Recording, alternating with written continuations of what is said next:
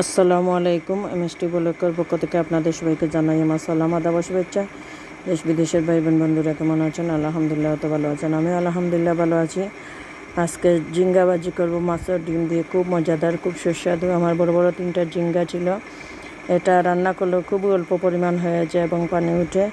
এটা আমি ভালো করে খোসা ফেলে দিয়ে পরিষ্কার করে কেটে নেব। এইভাবে দেখতে পাচ্ছেন সবগুলা খোসা ফেলে দিয়ে আস্তা ধুয়ে কেটে নেব। তারপরে আপনাদের সামনে আসছি, এইভাবে সবগুলা রেডি করে নিই, নিয়ে আপনাদের সামনে আসছি।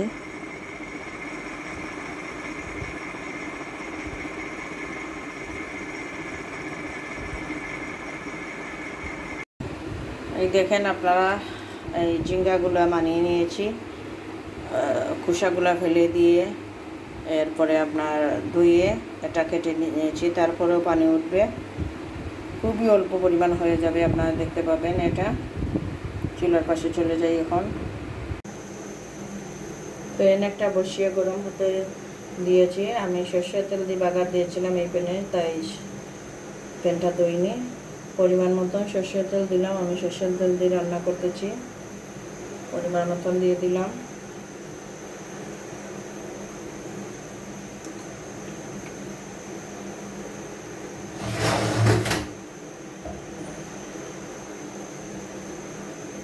রসুন কুচি দিতেছি পরিমাণ মতন।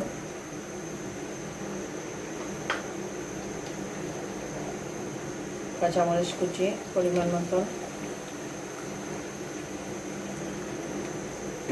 দিয়ে এটা গোল্ডেন হওয়া পর্যন্ত অপেক্ষা করব।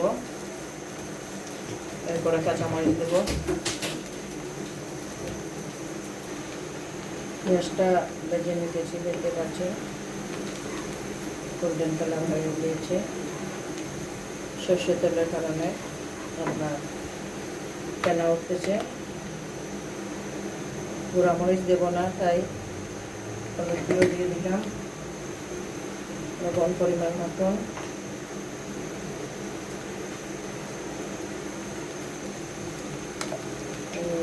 জিরা গুঁড়ো পরিমাণ মতন, গরম মশলা একটু দেবো পরিমাণ মতন চেষ্টার জন্য, সাথে কাঁচামরিচ অনেক করে নিয়েছি। ঝিঙ্গা এটা সাদা সাদা ভালো লাগবে খেতে, তাই আমি গুঁড়া মরিচটা দিতেছি না। তেলটা একটু পরিমাণ বেশি দিয়েছি, পানি দেবো না। পানি অলরেডি উঠবে, আমরা কাটাকে ভালো করে ভেজে নিতেছি।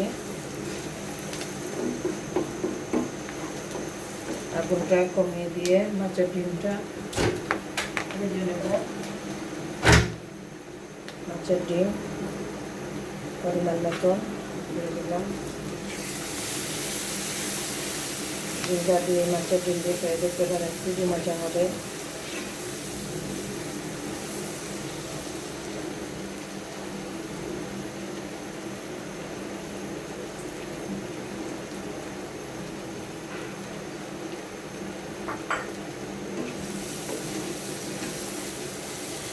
এটা একটু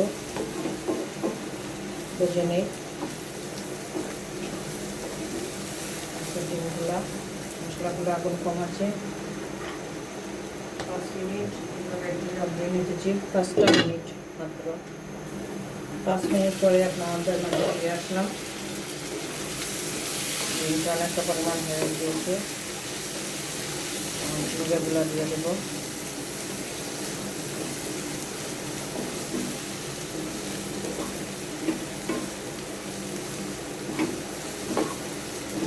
বড় মাছের ডিম আর সাথে আপনার দেশি মাগুর মাছের ডিম ছিল, সেগুলো আস্তা রেখে দিয়েছি।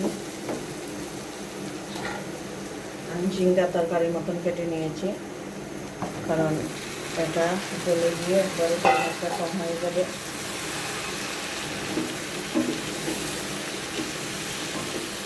ঝিঙ্গা যেভাবে রান্না করার না কেন খুবই সুস্বাদু লাগে খেতে, অল্প পরিমাণ হয়ে যায় রান্না করার পরে।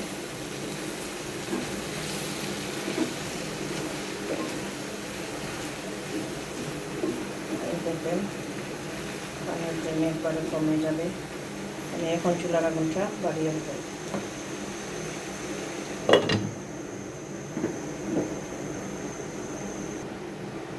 একবার অলরেডি নেড়ে চেড়ে দিয়েছি আমি, আর কাটে দিয়ে লাগতে একটু অসুবিধা হচ্ছে আমার, তাই মেলামান চামচ দিয়ে নাড়তেছি।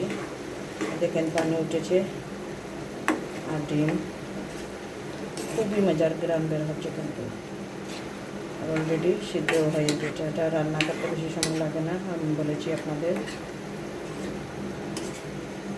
ডিমে আর গরম মশলার গুঁড়া খুব মজাদার একটি গ্রাম বের হয়েছে।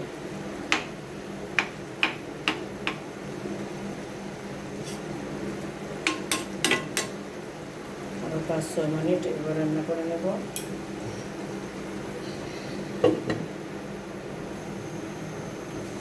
আপনাদের মাঝে আবারও ফিরে আসলাম, আপনাদের নিয়ে দেখাচ্ছি এবং নাড়তেছি এই মুহূর্তে। আর নাড়িনি, 5-6 মিনিটের পরে লোকটা দেখেন। বলছিলাম না পানি উঠবে, চুলার আগুনটা কমিয়ে রাখলে তার পানি দিয়ে সে সিদ্ধ হবে। এভাবে করে একদিন খেয়ে দেখতে পারেন, মাছের ডিম দিয়ে বা মুরগির ডিম দিয়ে, খুবই সুস্বাদু হয়।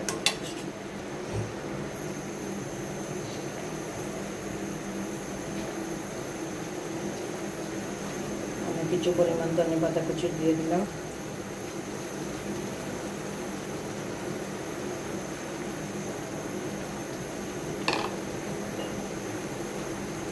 ঢাকনা দিয়ে রেখে দিলাম, আর 2-3 মিনিট জাল দিয়ে চুলার আগুনটা নিভিয়ে নিয়ে আপনাদের মাঝে ফিরে আসবো। আপনাদের মাঝে আবার ফিরে আসলাম তরকারিটার লোকটা দেখানোর জন্য।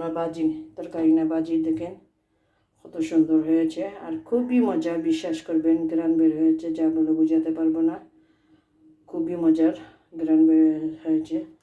আমার এই ভিডিওটা দেখে যদি আপনাদের ভালো লাগে তাহলে লাইক কমেন্ট শেয়ার করবেন। অনুরোধ রইল আপনাদের কাছে, প্লিজ আমার চ্যানেলটা সাবস্ক্রাইব করবেন। সবাই ভালো থাকেন, সুস্থ থাকেন, এই কামনা করে বিদায় নিতেছি। আসসালামু আলাইকুম।